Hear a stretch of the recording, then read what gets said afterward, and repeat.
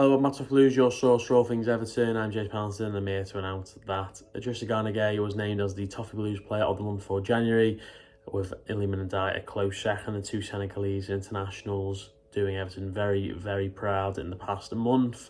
And I think, to be fair, that would kind of been the way I went about it. I think I actually said I'd have Gueye in first and then Ndiaye very close second. And that's the way it's kind of turned out.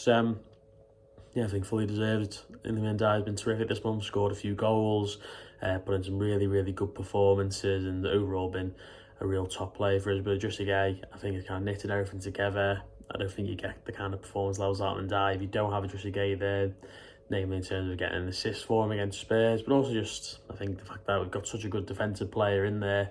It means that Ndiaye has to do less work towards his own goal, which is always, kind of a benefit. The other players obviously help that structure, but yeah, I thought Idrissa Gueye was decent against Villa earlier on in the month. Then he was brilliant against Tottenham, 2 assists, great ball into Calvert-Lewin for the first, and a real intelligent, cute pass into Ndiaye for his goal. Obviously, Ndiaye does a lot of the hard work, carries the ball 30, 35, 40 yards, beats a man, finishes weak foot into the net. It was something that he deserves a lot of credit for, but doesn't happen without the pass, and it's obviously something Everton worked on, getting him into those half spaces, something that he struggled with against Bournemouth. To be fair, they kind of limited how much he could get into those positions, but yeah, just a great ball into him there, and I think that's something that's actually improved him since he's come back, is this kind of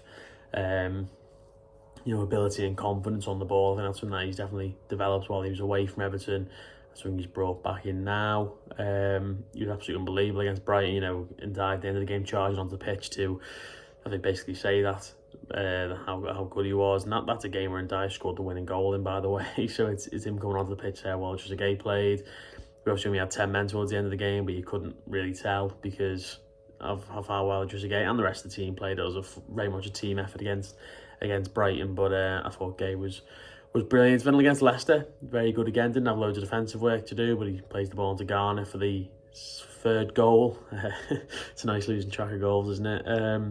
And then it's him and Ndiaye who wrestle the ball back for the fourth. In fact, he's in there, penalty here in the 92nd, 93rd minute of a game. We're already 3-0 up in. I think just goes to show how confident he is at the minute, how much he's enjoying his football.